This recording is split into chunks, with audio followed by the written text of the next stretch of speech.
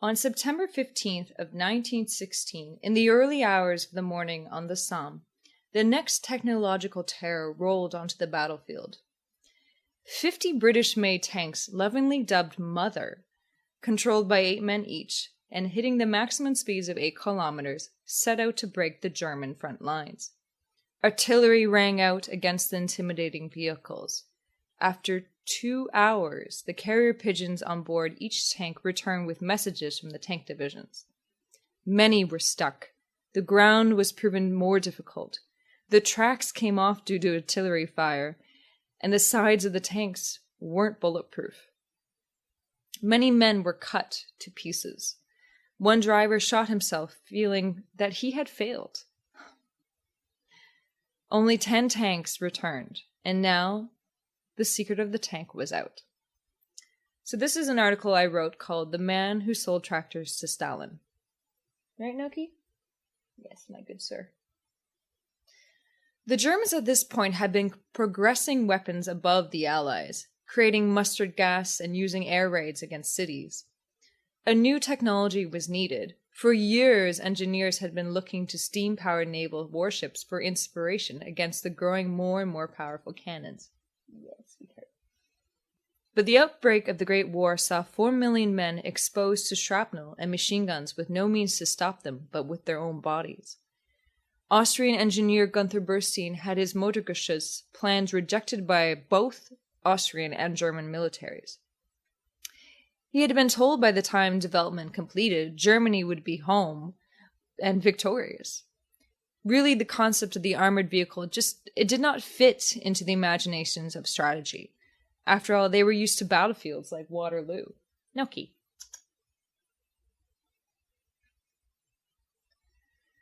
By December of that year, over 1 million men had died.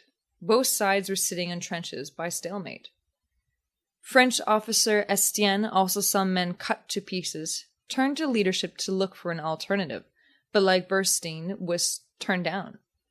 An automotive company, Schneider, had taken initiative to begin their own armored vehicles.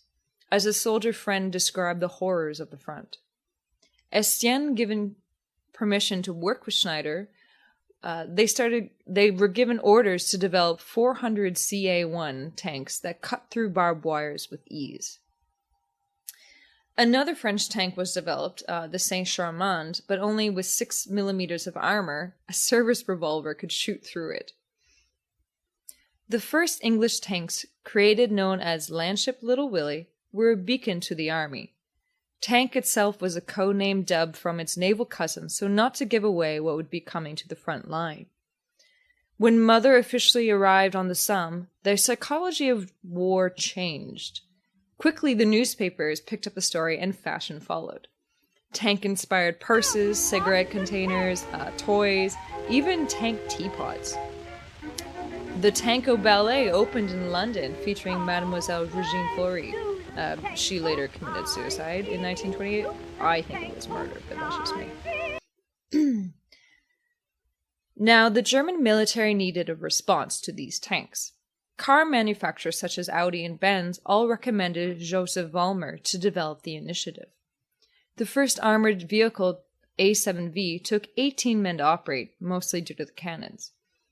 Only 10 could be commissioned due to the low steel supplies resulting from the British blockade.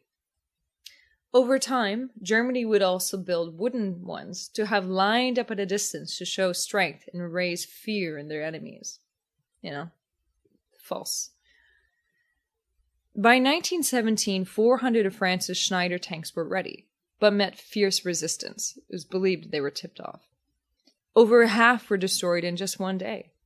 Soldiers refused to continue, seeing death inevitable.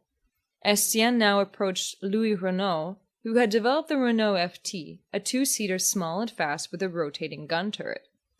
The plans quickly approved by the government, Renault refused to profit. Renault offered the designs as well to the Americans who had now entered the war, and they themselves ordered 4,400 FTs. On November 20th of 1917, the Battle of Cambrai saw the first large-scale fight with tanks. 400 Mark IV English tanks rolled out, and within the first day, having tremendous success, taking over 4 kilometers of German land.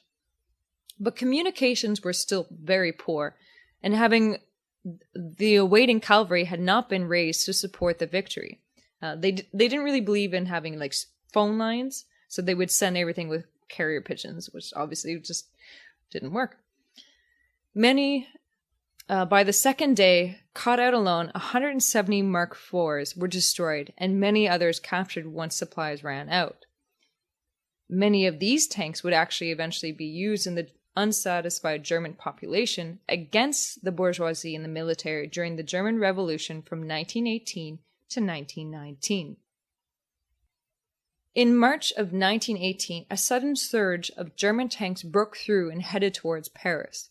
The Renault FTs were faster and quickly cut down the German tanks in a forest outside the capital. By July of 1918, most of all German tanks had been destroyed.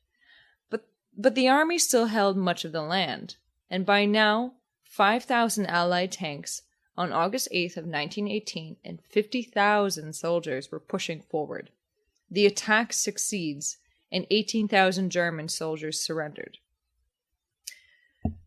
So tanks officially had taken on a different role after the Great War. To raise funds for the program's development, initially tank bags were created during the war for the British public to visit their new toys. Cities now competed against one another, and Glasgow raised the highest sum, £16 million. Now that the war was over, though, in January of 1919, the people of Glasgow began protests, demanding higher wages and shorter work hours. Oh, you're still here. Yes, good Noki. Fearing the inspiration of the October Revolution in Russia, the tanks that the city had raised so much money for rolled into town to quash the agitated people, and Glasgow became the first city in history to have tanks used as an oppressor. The harsh conditions that Germany met with by signing the Treaty of Versailles meant that the development of tanks would not be allowed. No land grabs, and of course a reduction of the army to 100,000 men. But in secret, the Germans continued training with their tank program, initially using sheet metal shaped and framed over cars to look like tanks. They trudged through fields testing their own men. But unsatisfied in changes in leadership it was not for long that Germany decided to initiate development programs once again. They knew that the next war would be led with armored vehicles of their own making. But not wanting to draw attention on German soil, they turned to Russia.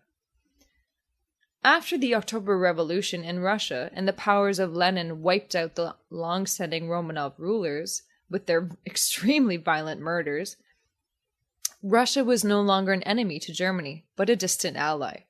They were perfectly happy to have testing grounds deep within the borders. The German engineers and tank divisions dressed in Soviet-style clothing for secrecy. Once Hitler became the nation's ruler, he knew he wanted more. Seeing the small Panzer I models now developed in a 30-minute viewing party, he commented on how he needed them. The program was granted back to Germany.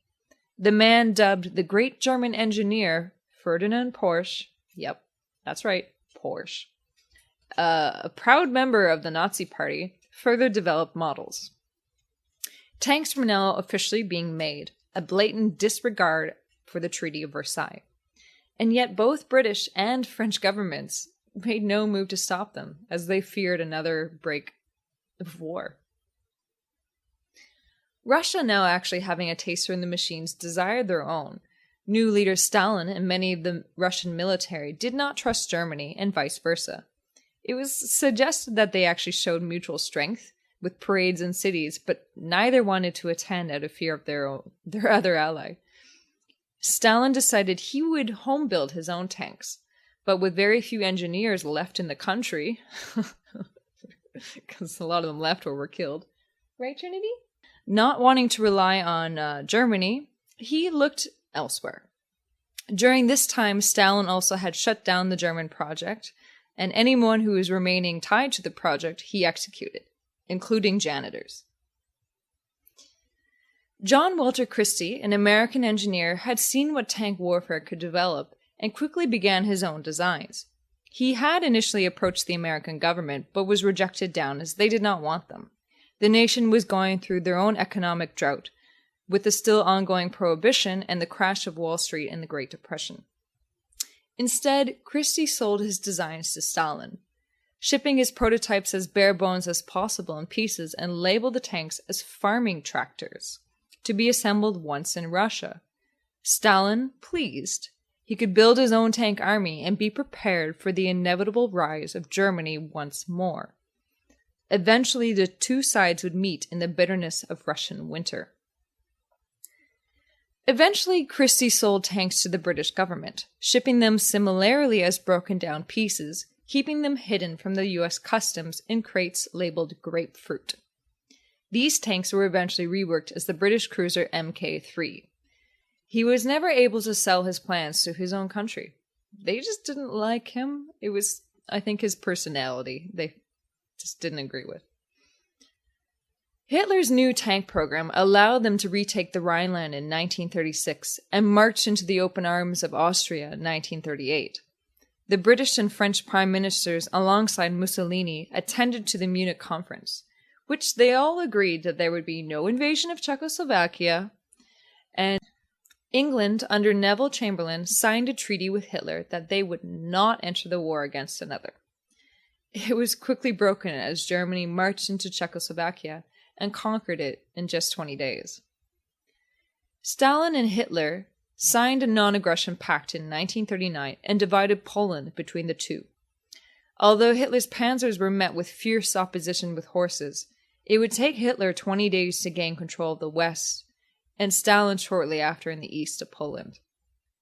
War was now official, and England declared war on September 3rd of 1939. Hitler initially shocked that England actually was going to fight.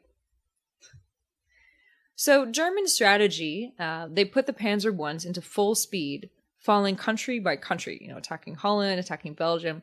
The tank divisions were all supplied quantities of Pervitin.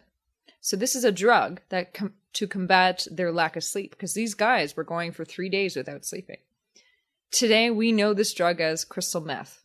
Yep, crystal meth.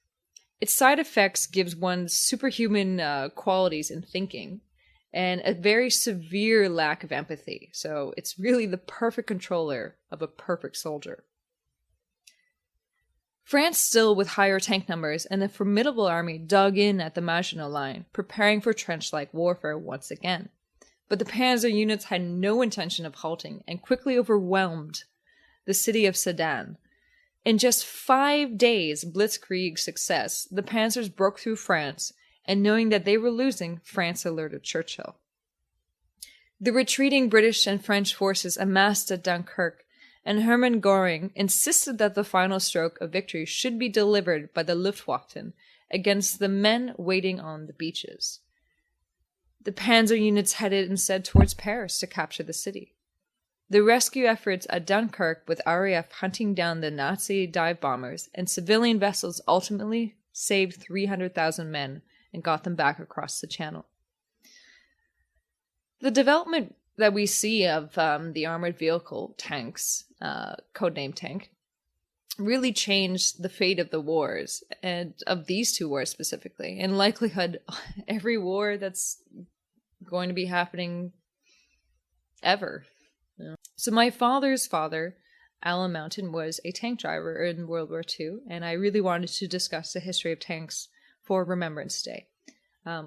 World War I, the Great War, has drastically and still to this day affects so much. Like Syria, for instance, was a result of World War I, which took an hour between French and English prime minister to decide what they wanted to do with that country.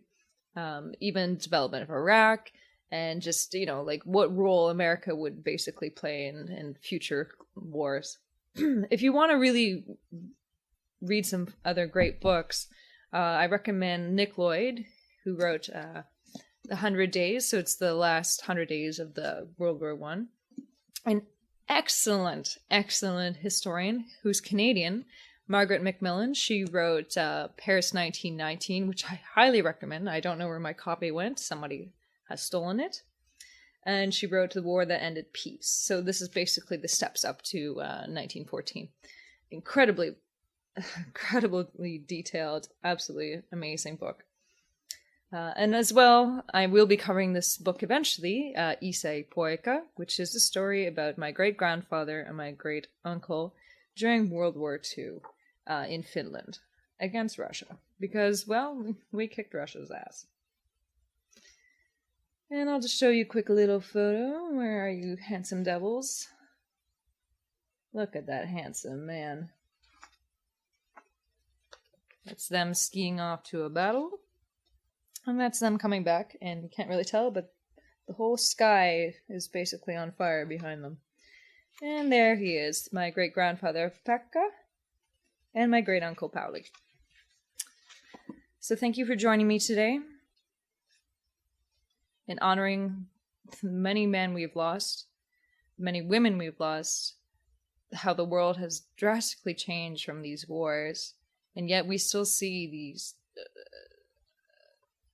Nazis coming back, and it's,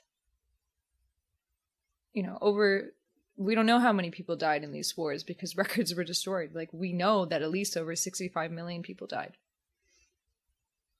And people want to bring them back. Why? Thank you for being here. See you later.